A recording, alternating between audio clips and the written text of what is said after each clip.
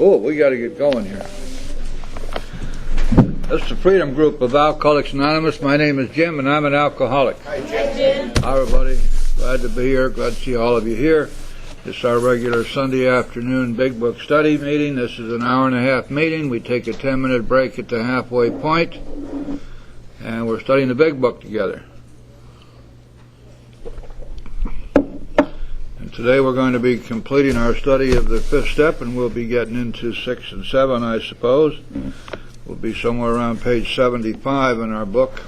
Let's join together in a moment of silent meditation. We'll say the Serenity Prayer together.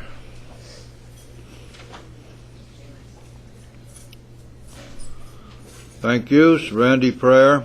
God, grant me the serenity to accept the things I cannot change, courage to change the things I can, and wisdom to know the difference. Amen. Ah, yes, in a cappella and unison. Alcoholics Anonymous is a fellowship of men and women who share their experience, strength, and hope with each other. They may solve their common problem and help others recover from alcoholism. The only requirement for membership is a desire to stop drinking. And there are no dues or fees for a membership. We are self-supporting to our own contributions. And AA is not allied with any sect, denomination, politics, organization, or institution.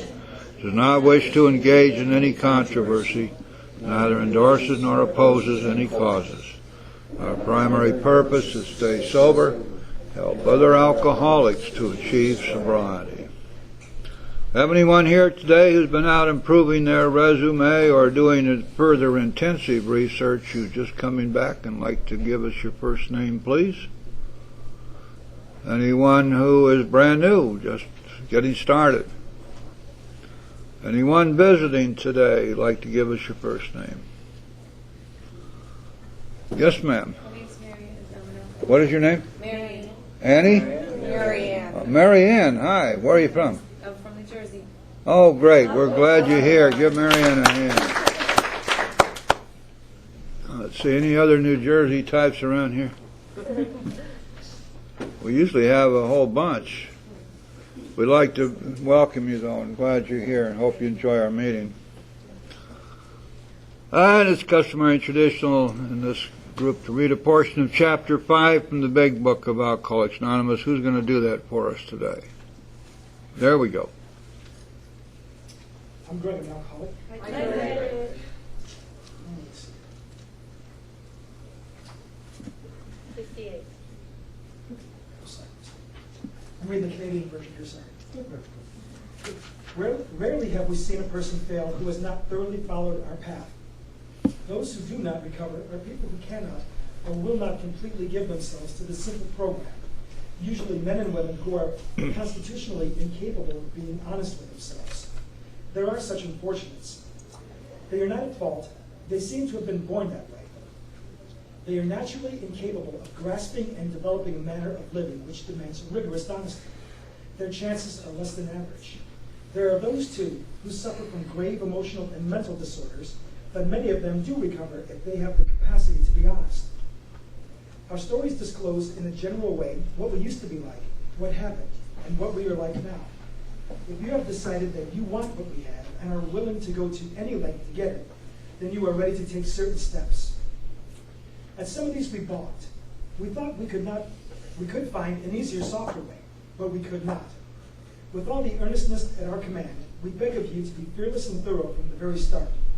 Some of us have tried to hold on to our old ideas, and the result was nil until we let go absolutely. Remember that we deal with alcohol, cunning, baffling, powerful. Without help, it is too much for us. But there is one who has all power. That one is God. May you find him now. Half measures availed us nothing. We stood at the turning point. We asked his protection and care with complete abandon. Here are the steps we took, which are suggested as a program of recovery. 1, we admitted we were powerless over alcohol, that our lives had become unmanageable. 2, came to believe that a power greater than ourselves could restore us to sanity. 3, made a decision to turn our will and our lives over to the care of God as we understood him. 4, made a searching and fearless moral inventory of ourselves. 5, admitted to God, to ourselves, and to another human being the exact nature of our wrongs. 6, were entirely ready to have God remove all these defects of character. 7, humbly asked him to remove our shortcomings.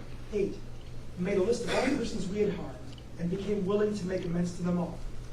9, made direct amends to such people wherever possible, except when to do so would injure them or others. 10, continued to take personal inventory, and when we were wrong, promptly admitted it. 11, sought through prayer and meditation to improve our conscious contact with God as we understood him, praying only for the knowledge of his will for us and the power to carry that out. Having had a spiritual awakening as a result of these steps, we try to carry this message to alcoholics and to practice these principles in all our affairs. Many of us exclaimed, "What an order! I can't go through with it." Do not be discouraged. No one amongst us has been able to maintain anything like perfect adherence to these principles. We are not saints. The point is that we are willing to grow along spiritual lines. The principles we have set down are guides to progress. We claim spiritual progress rather than spiritual perfection. Our description of the alcoholic, the chapter to the agnostic, and our personal adventures before and after make clear 3 pertinent ideas. A, that we were alcoholic and could not manage our own lives. B, that probably no human power could have relieved our alcoholism. And C, that God would. Good, thank you very much. Okay, we have been reading and discussing the material in the 5th step, and today we're on page 75. We're finishing up the text on the 5th step, and we want to be sure we finish up with our understanding of the 5th step intact. So let's just quickly review that the 5th step is that step which is ancient in origin, that we find references to this type of solution to human problems and spiritual problems. We find it in literature going back as far as we can trace. The basic idea being that it is a highly spiritual procedure for us to admit our faults to another human being. Of course, as well, to admit to God and to ourselves. But this business of, in effect, confessing to another person, we find throughout religious and ecclesiastical writings in every field of religion. And so it is with us. Our 5th step is not a recent construct. It was cobbled together by Bill and Bob, or that first bunch of people. It's something which they inherited, but they applied it because they found with their experience with the Oxford group that this really worked. The idea then that we are to articulate and admit our defects, our wrongs, the people we've harmed, admit our feelings of guilt and remorse and shame to another person. It's an extremely powerful, very, very important aspect of recovery. Remember, too, that when the Big Book tells us that we must be entirely honest with another person if we expect to live long and happily in this world. And that's the literal truth. We also need to understand what is to come out of this 5th step. First of all, people who have worked their 4th step, have done a wonderful inventory, and who are not willing to do a 5th step, in most cases do not recover. It seems as though this tool of recovery is utterly essential to recovery. It's utterly essential to spiritual growth, and it's a big part of what we must do in order to free ourselves from the things which block us off from God. In the process of working the fifth step, there are some marvelous things that happen, not the least of which is that we learn enough of humility and fearlessness and honesty as is necessary for the rest of the program and actually for the rest of our lives in the process of doing the fifth step. Honesty, humility, fearlessness are those wonderful things which are gifts to us as we do our fifth step. There are other benefits, other promises, however, which also are part of the fifth step and part of the result of working a fifth step. But we must not forget that a fifth step is part of the hierarchy of the steps. It's part of the continuum of the steps. The fifth step depends upon all the steps that came before. There is no fifth step without a fourth step.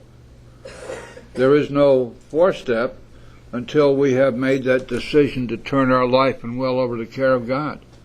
There's no third step until we have come to believe that God exists.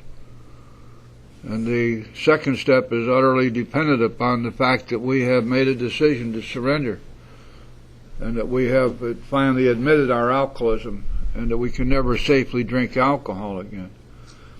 Well, likewise, the steps which follow the fifth step are utterly dependent upon the fifth step and those steps that came before it. Because as we will see, there is a natural progression here and a segue from the fifth step right into the sixth and seventh and eighth and ninth steps. And all of these steps are dependent upon us following a few simple directions. And when we do that, they work. When we try to make up all our own stuff, most likely they aren't going to work. And the history tells us, we know from experience, that it is highly unlikely that human solutions, however they may be couched, however they may be prettied up, however they may be endorsed by outside agencies, simply in the final analysis don't work. But this fifth step has all the power to do for us what I think of as turning the corner. This is where so much of what we've already done begins to coalesce. It's where the spiritual awakening truly begins. And it is also the place where we finally solidify the thinking which started for us in the third step, where we ask God to take away our difficulties. Because at that time we recognized that there were things that were dreadfully wrong, but we didn't know what they were. And by the time we got to the fourth step, we were told we were going to have to face and be free from these difficulties. And the facing, of course, started right out with our doing our four-step inventory. A big part of facing what we find is right here in the fifth step, articulating what we have found. And as a result of that, we get an opportunity to see what has been happening in the past. We get an opportunity to see what did not work.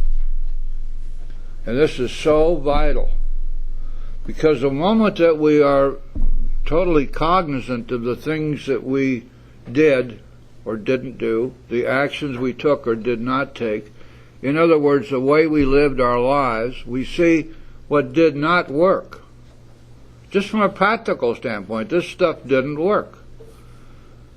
And now we want to put that aside and we want to start doing what will work.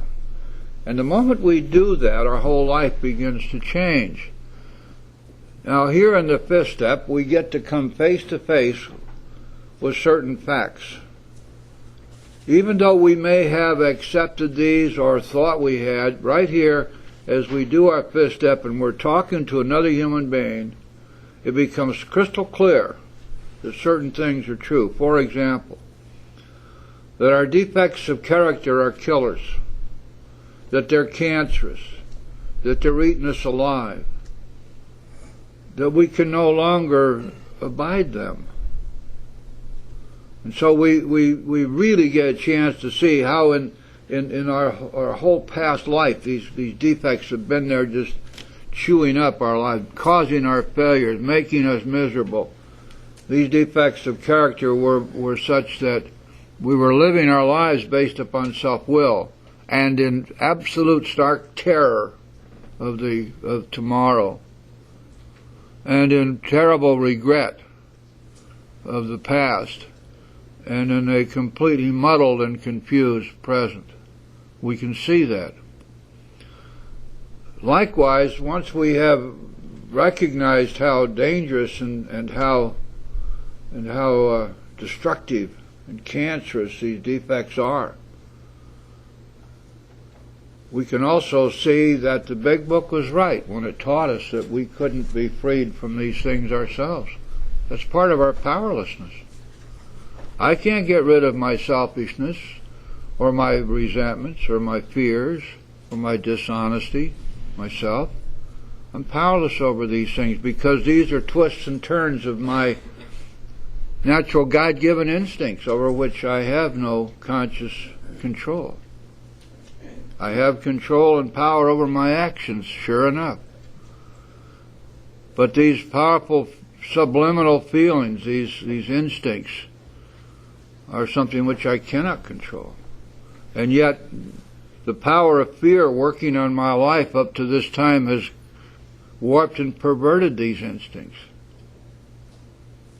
And so when I'm doing my fifth step, I'm not only cognizant of the fact that these defects are killers, but that I have no power to be free of them myself.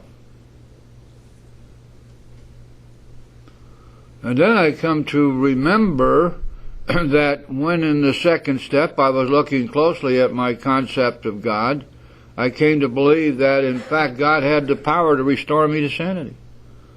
And so now I begin to see that it's true that the solution to these defects, these killers, lies with my belief and trust and faith and willingness to turn these things over to a loving God. And then finally, as I do my fifth step, I come to the realization that not only can God take these from me, but that I'm going to let Him do it. Now, if you're following that progression, you see that, in fact, what's happening here is that our sixth step is coming to fruition in our fifth step. It is our fourth and fifth steps which lead us inexorably to the conclusion that we need to and must be freed from these defects, all of them. Now, we also talked about who we would find and who we would give our fifth step to, and remember we needed to be sure it was someone whom we could utterly trust to keep in confidence those things which we revealed, so that we would have no trepidation about opening up completely and bearing everything. Remember, that's essential here. And then finally, we need to talk about how do we go about doing a fifth step. And you know, the Big Book is so chary of words. Everything is so dense and compact. We have to be careful because we can slip right by an essential instruction without really realizing what it's saying to us. If we go to the top of page 75, we will see where the directions for working the fifth step are, as scant as they may be, but I think when we take a good look, we'll see that that's all we need to know. First full paragraph on page 75, please. When we decide who is to hear our story, we waste no time. That's important, I think. In fact, I know it is. Why would we've finished our fourth step, why would we wait around for a few months to do a fifth step? It doesn't make any sense, does it? And yet I hear about that kind of stuff. In fact, there are places that say we do one step a year. I can't imagine how anybody is still sober after a few years of that. Who is there around to enforce that rule? But in any event, when we decide who's to hear our story, we waste no time. We have a written inventory and we're prepared for a long talk. So now that seems to be a pretty clear indication, doesn't it, that we're going to use our four-step inventory in our fifth step. It's going to be a central part. Now, I don't think this means, and my experience would bear this out, that we are to simply recite our four-step. That is not a fifth step. However, it is clear that our inventory, our four-step inventory, constitutes a model for us to follow. It constitutes something which, at the very least, is an outline which will tend to keep us on track. It gives us a starting point and a stopping point. And so if we look at from that angle, perhaps it's, and experience teaches that we just start right out with the resentment list, exactly as it is, and we say something like this: okay, who's first on your list? That's my father. All right, what did your father do which caused you to become angry and resentful? What did your father do which was harmful to you, which caused you to feel threatened? What did your father do that was unfair? In other words, let's start talking about Dad. Now, what happens usually is we talk about Dad, and then that brings up Mom, and then that brings up brothers and sisters, aunts and uncles, and there's a whole chain here that doesn't have to be broken at all. We'll just go right on through it. When we kind of run out of steam there, we can then go back to our four-step, and we look to see if we missed anybody. You see, we can be sure we pick up everybody who's on our list. And so, likewise, when we get ready to take a look at our own faults and the people we've harmed in the second part of the four-step, it's right there. And it's simple enough. Okay, now we know what Dad did to us. What was it? What were our actions toward Dad? Let's take a look at the second part of the four-step. And now we go right back down through that, and that's already laid out for us, and we can follow that along. And we look to see, with our relationship with Dad, where had we been selfish? Where had we been dishonest? Where had fear arisen? And we can follow that all the way through. And then with the fears, this is the way I do it, and it's worked very well for me. And it's not in the book, and I'll just pass this along to you for however you might want to use it. What I do is I have my sponsees pull out take their inventory, take their fears list that they've written, and then we do a little grading system. If the fear is gone, we put a 0. And if the fear is still just hanging around the edges, we put a 1. And the fear is still there big time, we put a 2. Now remember, there's a good reason for doing this. Remember back there in the four-step, where we were told that when we asked God to remove our fears and show us what He would have us be, that at once we would commence to outgrow fear. When in fact, in reality, that's what happens. And since fears that we're talking about in our fourth and fifth step are phantoms, remember, there's no reality to them. These are things our minds manufacture. And they all relate to some kind of a threat that we perceive. And when God begins to work in our lives back there in that fourth step, many of these fears they're so amorphous, they've just disappeared. And so we don't have to talk about them in the fifth step, they're gone. And not only that, but I find it's really great for my sponsees to see that this stuff is working. Because they may not have been aware up until then that these fears are simply gone, just as was promised. And it's the twos that we spend some time on, and we go back over them and we look at the cause, and we continue to talk about the solution. And then finally, of course, the fourth part of the fourth step is going to be an integral part of the fifth step. That is our sex inventory. Now, one of the things we find is that there's a lot of crossover between the resentment list and the sex inventory. So many of the people in the sex inventory have already been thoroughly excoriated over here in the resentment list. All the crapped out stuff that they pulled on us, it's already there. And in our second part, we look back to see what we did to them. So we can take a look at this as we're doing a fifth step, and it may not be necessary to fully review the parade of the horribles. We may be able to pick out those things which still need to be discussed. See, if you're a sponsor and you're paying attention, you really concentrate, you know what's going on. You mostly are staying out of the way because it's not your fifth step. I hope you are. The fifth step, by the way, is not designed to make somebody feel good because you're worse than they are. Nor is it designed for them to feel good because we review all of their wonderful things that they've done and all their great motives and stuff. So what? That stuff's irrelevant because it isn't hurting them, it isn't killing them. It's the bad stuff that's killing them. Or us. That's what we need to get out. In any event, by the time we have reached the end of the four-step inventory, now we come to what? We come to the list of our defects of character. We've already been through them. Now it's time for us to review that and say, okay, I have enunciated, articulated this whole catechism of my problems, my defects, and my guilts.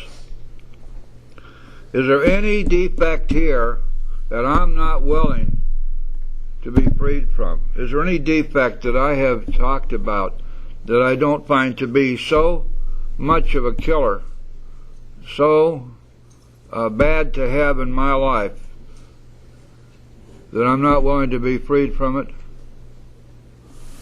And almost always, when we've done it correctly, the answer is going to be, I can't possibly stand to have any of this stuff anymore. It's all got to go.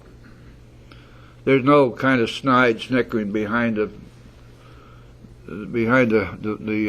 hand, you know, well, you know, I may just want to keep some of this lust or something like that. You know. Because we've already seen graphically, widescreen, Technicolor, Stereophonic, and Dolby, that this stuff is killing us, and it has been that which has contributed mightily to our downfall, to our failures in life, to our continued drinking and alcoholism and drug addiction and whatever else we do, biting our fingernails, picking lint out of our navel, any of our bad habits. They're all there. They all come busting back up at us when we do this right. And so now we're going to be positioning ourselves, as we can see, to move right along into the sixth and seventh steps, aren't we? We're going to talk about that at length in a few minutes. Holy cow, I don't know where the time goes with this group. Okay, let's go on. We explained to our partner, then we're on page 75 again. We explained to our partner what we're about to do and why we have to do it. He should realize that we're engaged upon a life and death errand. Most people approached in this way will be glad to help. They will be honored by our confidence. Well, now remember, when this was written, when this paragraph was written, it was not usual for the person doing the fifth step to be giving their fifth step to somebody who was in the fellowship. It was usual in those days for them to find somebody outside, almost always clergy or a doctor or psychiatrist, never a lawyer.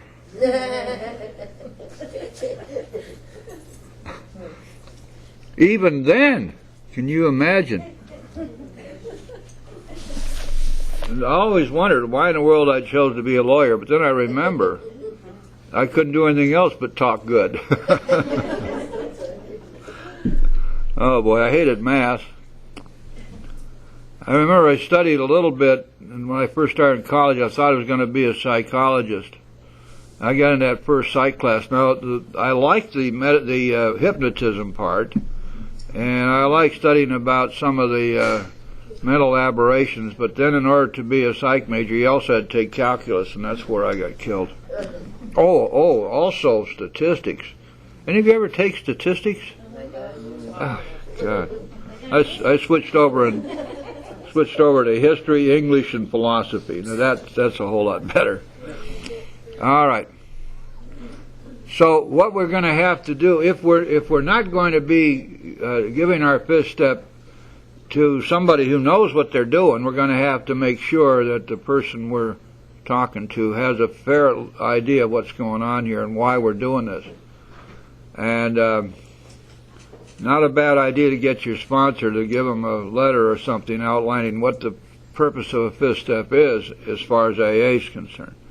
Most people will be welcome will welcome getting those instructions. Now then, the next paragraph tells us what to do. In other words, there's one sentence here, which is the whole fifth step, which is pretty much typical for the big book. Let's see what it says. We pocket our pride and go to it. Pocket our pride, that's an old-fashioned saying. It means put pride aside. If you're still dealing from a place of pride, you ain't going to do a fifth step. Because there's a lot of stuff there that's so injurious to your pride, you're probably not going to be willing to spit it out. So we pocket our pride and go to it. The word of action. Illuminating every twist of character, every dark cranny of the past. Once we have taken this step, withholding nothing, we are delighted. Now there are the instructions for doing a fifth step. We must pocket our pride. We must illuminate every twist of character. We must illuminate every dark cranny of the past. Am I missing something, or does anybody see in there where we're supposed to talk about all our good stuff? Am I missing it? I don't think so. There's a pretty doggone good reason, I suppose. I mean, you want to take another 5 hours in doing a fifth step, I suppose you could explore all that good stuff too, but so what? I know a lot of sponsors these days, New Age AA has sort of come around to a different way of thinking, that we're supposed to keep everybody happy and comfortable and not too upset, and we're supposed to be kind and loving and soft-spoken, and we're supposed to kind of pamper them. I think that's a mistake, because the whole process of the 12 steps is for us to get to truth, isn't it? And to fearlessly and honestly look at the truth about ourselves, to find out what our present situation is, so that we can go on from here without coloring any of that, without softening it, but to make it stand out in bas relief, so that we'll know precisely what it is that we have to deal with. I think that's what this calls for. In any way, we're going to illuminate every twist of character, every dark cranny of the past. Now, I think it's also important here for us to notice that the big book in no sense advocates that the person hearing the fifth step is to expound at length on their own deficiencies. It should not be a contest to see who's the worst person. It shouldn't be, can you top this? There doesn't seem to be any particular value in that, except perhaps some kind of an ego trip, which we need to stay away from completely, because it isn't the purpose here to feel good. The purpose is to feel good because. And feel good because has to do with the spiritual results. And we're going to find out what those are, and this paragraph is going to tell us exactly what the promises of the fifth step are, provided that it's done right, provided that we have not colored it with all kinds of human solutions and comparative AA seems to be the New Age AA's watchword. Let's compare everything with everything else, so nothing really has any relevance after a while. Because by comparison, nothing looks that bad, does it? And of course, you see, the whole concept there is wrong. That concept is that we're looking at bad. We're not looking at bad. We're looking at a problem which needs to be solved. We're looking at our present circumstances as they are. And to do that, we have to look at the past, because it is in the past that we get all the clues necessary for us to see what our present situation is. It is only from our present that we're going to move forward. The past is gone, but we can learn from it. And that's what our fourth and fifth step allows us to do. What are my present circumstances? What is it that needs to be changed that I can't change myself? Well, I need help. Our serenity prayer teaches us to look for that, doesn't it? The serenity to accept the things I cannot change, but the courage to change the things I can, and the wisdom to know the difference. And right here we have the tools to invoke that wisdom, so that we can begin to differentiate between those things that we can't change ourselves and those things that are going to require our work, our effort, our concern, our dedication to change, because they are within our power. We can change our actions. We've never been powerless over our actions. What we can't change is our thinking. That's where we need the help. Our insanity, we can't be free of ourselves. That's where we need God's help. And when we do this fifth step properly, what we've done is we have separated these things out, and we've seen what they are, and we now are prepared to go forward because we have done our part. And our part was to face and now to be rid of the things in ourselves which are blocking us from God. Our job is to fit ourselves to be of maximum service to Him and the people about us, and this is a major part of the effort that we have to make. This is no namby-pamby thing. You know, people without courage don't make it in AA. They don't. This is not a program for sissies. It takes a lot of courage to face ourselves. Page 75, please. Now we're going to see what the promises are of the fifth step. The second full paragraph. We pocket our pride and go to it, illuminating every twist of character, every dark cranny of the past. Once we have taken this step, withholding nothing, we are delighted. We can look the world in the eye.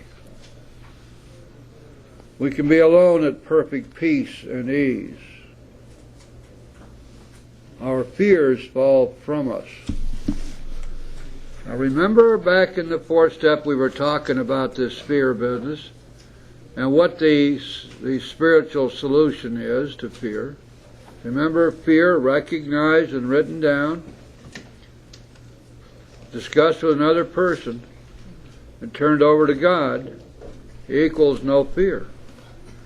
And here we find the last part of that equation, because in our fourth step we wrote down our fears and what caused them, and we asked God to take them away. And here in the fifth step we discuss them with another person. And what is the result? Our fears fall from us. They're gone.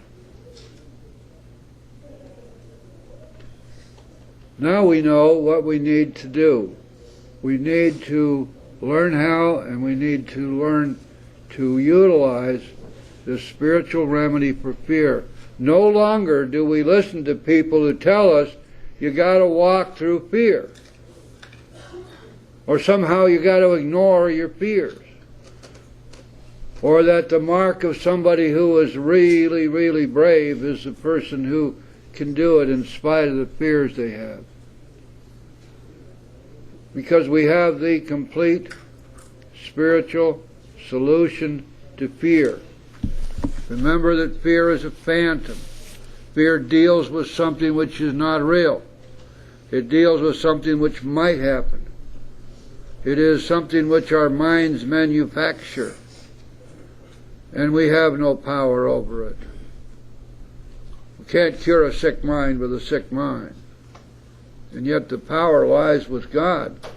And those fears can be taken and will be taken from us if we utilize the solution that we've been given. Ultimately, down the road, we will suffer very little from fear, simply because our faith grows so strong. And faith and fear cannot live in the same house. And that may be a while down the road. It may be something that we need to, we're going to have to work a little hard for. For others, it comes very rapidly. But nevertheless, regardless of whether or not we have developed strong enough faith to be free for the most part of fear, we have a spiritual remedy for the fears. And we need to use them. And here in the fifth step we learn that when we have fully utilized the spiritual remedy, we've recognized and written down and discussed with another person and asked God to take the fears away. Our fears fall from us. They're gone. Going on page 75, middle paragraph, we begin to feel the nearness of our Creator. Now remember back in the fourth chapter where the big book was talking about the fact that we were going to find God deep down inside ourselves? It's only there that He could be found. It was so with us, is what it told us. Here we begin to see the truth of that. We begin to feel the nearness of our Creator. We may have had certain spiritual beliefs, but now we begin to have a spiritual experience. Again, remember, spiritual experience is a code word that Bill used, and that the word which the editorial board preferred was spiritual awakening. Now, we don't find spiritual awakening anywhere else in the book. We find it only in the 12th step. But nevertheless, spiritual awakening and spiritual experience, as it is used here, does not refer to a single experience. It refers to the culmination of many spiritual experiences. It does not imply, for example, some sort of epiphany or a bright light experience. It is the accumulation of spiritual experiences as we go through the steps and as we learn more and more to trust God. That's what it's talking about here. Now we begin to have a spiritual experience. We begin to have, in effect, a spiritual awakening. This is where the spiritual awakening really begins to take hold. Remember, the 12th step does not tell us you got to wait till the 12th step to get a spiritual awakening. It says having had a spiritual awakening as the result of these steps.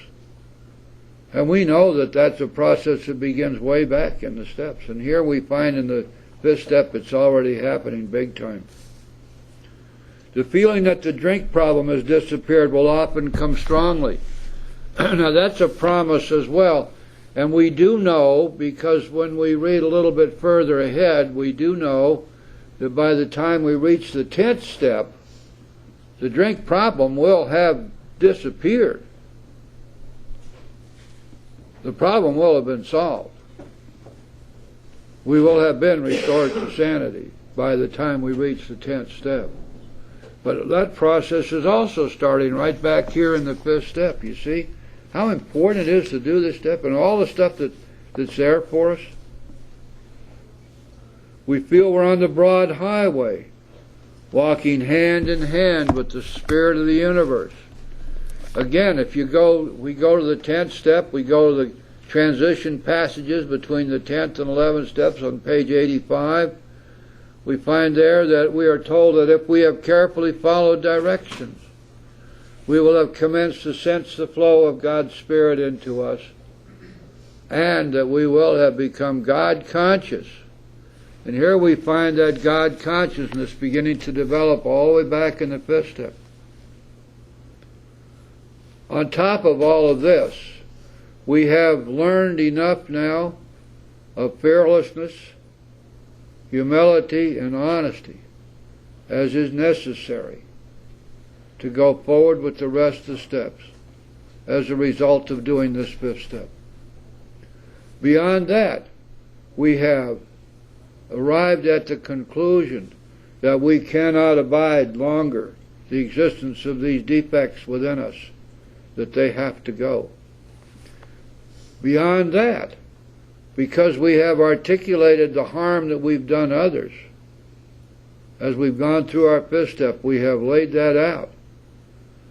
We have prepared the way for us to do our eighth and ninth steps, and to do them because we have recognized in our fifth step that these guilts that were the accumulated result of the harm we've done others, that these guilts are blocking us from God. We can't get rid of them ourselves. We need His help. But there's something that we have to do. We have to be willing to make amends. Because in the eighth and ninth step, we're going to find that we are relieved of the guilt. Now, we thought we were going to have that result, some of us, when we went to church and did whatever the church requires, and confession or whatever else. But somehow it didn't work.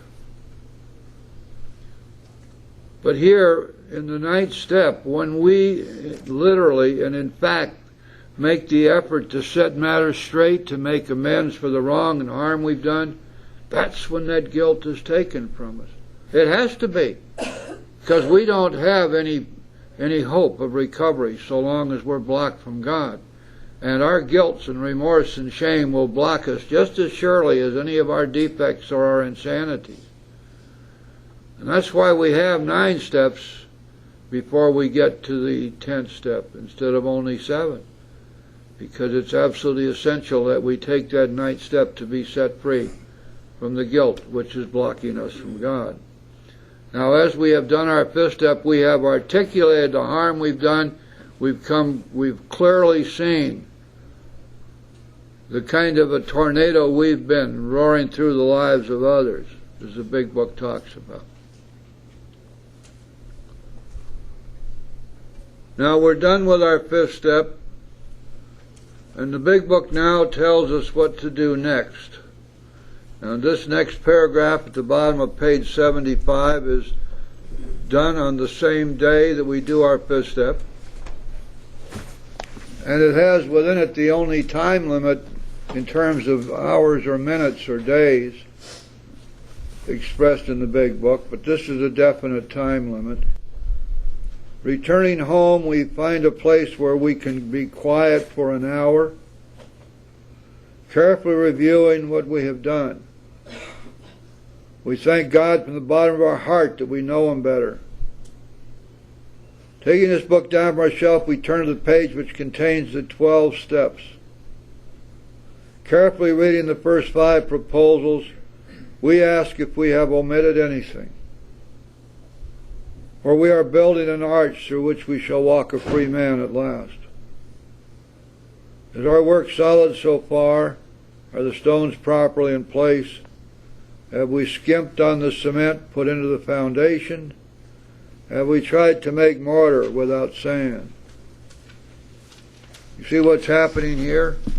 We're not only going back and thanking God for everything He's done for us through the first 5 steps, and in getting us in here, the miracle that was worked in our lives just to get us in the door.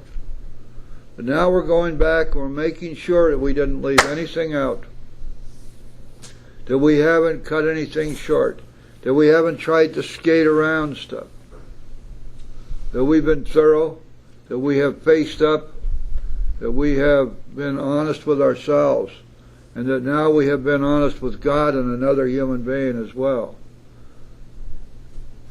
We're looking to make sure that the arch that we're building, remember the arch started back there in the 3rd step, because that 3rd step was said to be the keystone of this new and triumphant arch, the keystone, the stone upon which the rest of the arch depends. Now we're talking about completing the arch, making sure that we have done it correctly and that the stones are properly in place and that the cement is the proper mixture and that we have not tried to make mortar without sand. In other words, in the words of the 5th chapter that we read at every meeting, we haven't tried to use easier, softer ways. We haven't tried to half measure it. Mortar without sand would be the perfect allegory for half measures. After that hour, this is all on the same day, turn the page. And at the top of page 76, what do we find? We find 7 lines, which are the entire 6th step. If we can answer to our satisfaction, which means precisely, go back to the page before, have I tried to make mortar without sand? Have I omitted anything? Is my work solid so far? Now on page 76, if we can answer these questions to our satisfaction, we then look at step 6. We have emphasized willingness as being indispensable. Are we now ready to let God remove from us all the things which we have admitted are objectionable? Can He now take them all, every one? If we still cling to something we will not let go, we ask God to help us be willing. Oh, but I thought that somehow or another there was some slippage in here. There was some kind of deal here that it was okay as long as I didn't want him to take none of them, as long as I never said never. That it would be okay to hang on to a few of these things for a while. Also, I thought I'd been hearing around the rooms all this time that we're supposed to do all kinds of stuff to make ourselves ready. That we're supposed to be working on our defects. And I have to ask myself, how can that be? How do I work on something over which I have no power? If it is literally so that I have no power over my resentments, the big book tells me that. Can't wish them away any more than alcohol. If it is literally so that I have no power over myself and selfishness and self-centeredness, big book tells me that. If it is literally so that I have no power over my fears, that I must ask God to remove them, the big book tells me that. If it's literally so that my dishonesty fits into exactly the same category, these are things over which I have no power. Now I ask you, how do you go about working on something when you have no power to change it? And then the next question is it necessary?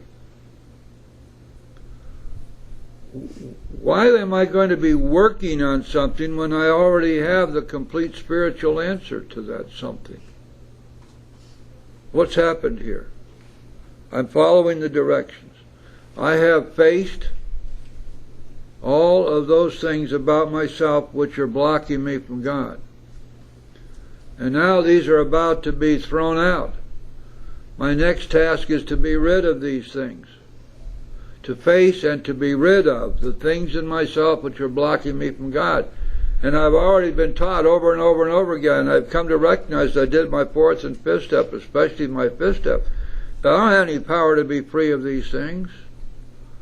Why am I being instructed I have to drive the speed limit for 9 months and put coins in parking meters, and I got to brush my teeth with my left hand, and I got to write down defects and keep them in a jar and pull them out every day and work on a defect, and I'm going to get another weekly defect, a big one, I got to work on that too.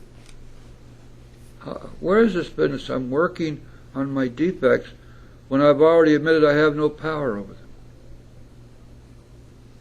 Where's that in the book? I know it's in other literature, but it's not here. Now let's think about this 6th step just for a second. it is not phrased in the present tense or the future tense. It does not say, now we reach the sixth step and now we're going to make ourselves ready to have God remove these defects, some of these defects. It says, we were entirely ready. We were entirely ready to have God remove all these defects of character. Let's look back here on page 75 again.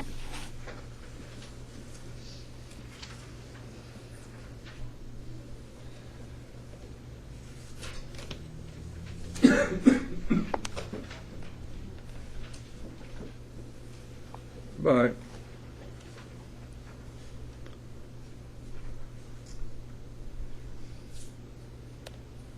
Okay. What am I looking for here, guys? Remove all these defects. We're entirely ready to remove all the. Yeah, well, there's a "were" in here somewhere, and I missed it. I apologize for that. It doesn't happen too often, but I'll find it, and I'll tell you about it next week. I have a source. I'll go to my source. This guy's only sober a year, but he really believes he knows the big book better than I do. I'm going to put him on a research journey. Find it. Okay. The past participle. We were ready. This means, okay, let's go back so we make sure we understand where this is all coming from. In the beginning, right at the beginning of the book, it tells us that in this book, we're going to be told precisely how they recovered, the ones who wrote the book. That's what it is. It's a history. It is a recitation of what the people who wrote the book did to recover. Now, when we read the sixth step, therefore, it says, we were entirely ready. It means precisely what it says. It does not say we then made ourselves ready. It says we were. But that's obvious. Why would that be? The fourth and the fifth step have taken care of all that, haven't they? We've already been through that. We know, because we've seen what these defects will do to us, and we've already come to the conclusion in our fifth step that we've got to be free of them. We already came to a conclusion in our second step that God can restore us to sanity. Why in the world would we hesitate even for a second? Well, of course we don't. Those of us who have followed the book and followed directions of the book, when we get to the sixth step, we are in fact entirely ready to have God take all these things from us. There's nothing in this which would indicate there's any give in this. There are no weasel words here. It uses the words all again, take them all, every one. What part of that don't we understand? Now, this is not something that's sitting way out there in the ether. This is very practical stuff. This is what, in fact, is going to happen. Now, here's the problem. I think maybe this is the biggest spiritual problem in the big book. The way it is interpreted by New Age people. That somehow or another, God is not going to do these things which the big book says He will do. That somehow or another, His sense of humor requires that He leave us with certain of these defects that we must later come to deal with. But it's okay for right now. But that's a misreading of the steps. The rationale there is that when we look at the 10th step says when these crop up, and it mentions these same defects. Now, if you extend from the 6th to the 7th to the 10th step, you say, oh, well, see, they were never taken away. Balderdash. It says when these crop up, and the history of the 10th step is totally separate and apart from the rest of the steps. Remember that this 6th and 7th step were right there with the Oxford people. 10th step wasn't even consideration at that time, because they thought that they were going to get perfect by doing what they did. Our guys found they didn't get perfect. They found they had to have what now turns out to be the 10th step, so that as the world and all of its people continues to threaten us, threat translates to fear, and fear translates to the recurrence of defects. Not the stuff we brought in with us, not the same resentments, not the same dishonesties, not the same selfishness. Those are gone. But now we've got new threats. We're living a life out here. And so these things crop up, especially new resentments and new fears. And so we have to write them down, talk to somebody about them, and ask God to remove them, just what we learned to do in the 4th and 5th step. That rationale falls totally apart once we understand the 10th step is not talking about a continuation of the stuff we walked in that door with. That's gone. And then, if we take that and we extrapolate from that and we say, aha, therefore, God doesn't take all of our defects from us. And then when we believe that, we limit God's power to work in our lives, and we have seriously crippled ourselves. Because the moment we begin to doubt, the moment that we put up this kind of a reserve, this reserve that we're reserving to ourselves, we're blacking God out. It is the belief and the faith that when we give these defects to Him, He will take them, and then He does. That's that simple. And so the lead-in from the 6th to the 7th step is going to be crippled if we do not understand that we don't work on our defects, we give them to God, because we can't work on them. That's the very nature of powerlessness, isn't it? That's what it means. Any more than we can stop drinking on our own, any more than we can wish away the alcoholism, we cannot wish away the resentments, the dishonesty, the selfishness, and the fear. That's why we have the 6th and 7th steps. That's why we need them. That's why we have to have God's power in our lives in order to recover, because we can't do it ourselves. And it's vain and pointless and hopeless and very, very human to suggest that we can. I think there are many other less worthy objects involved in this dragging out of the 6th and 7th steps. I think a lot of it has to do with ego sponsorship. But that's just my opinion. You can take that for what it's worth. However, there is something here which we need to pay attention to. Look on page 76, please, the last sentence in that first full paragraph. If we still cling to something we will not let go, we ask God to help us be willing. So what is our sole and single remedy for the lack of readiness and willingness? To ask for it. Same thing we learned all the way back in the 1st and 2nd steps. We ask God for the willingness. That's all. We go down 2 paragraphs, we find the same thing in the 8th step. If we're not willing to make amends, we ask for the willingness until it comes. Same thing. The sole and single remedy for the lack of readiness or willingness to have God remove all these defects of power, of defects of character, is to ask for the willingness until it comes. And if we do so, that willingness will come, inevitably.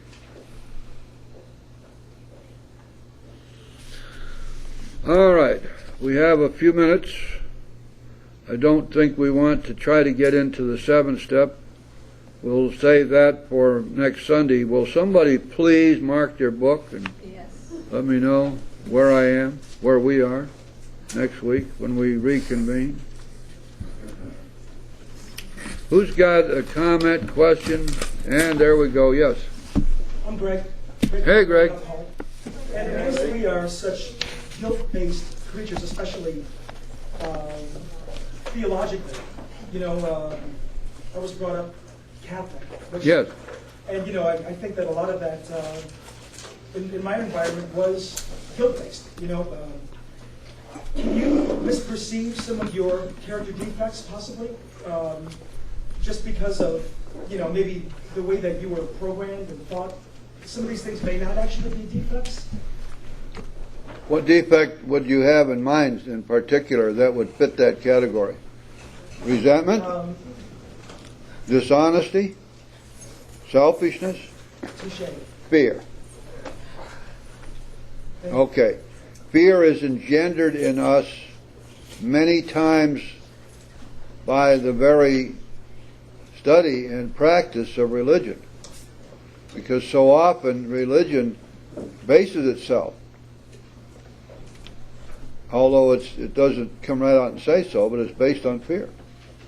The fear of the Almighty, the fear of the eternal damnation, the fear of corporeal punishment even now, you know.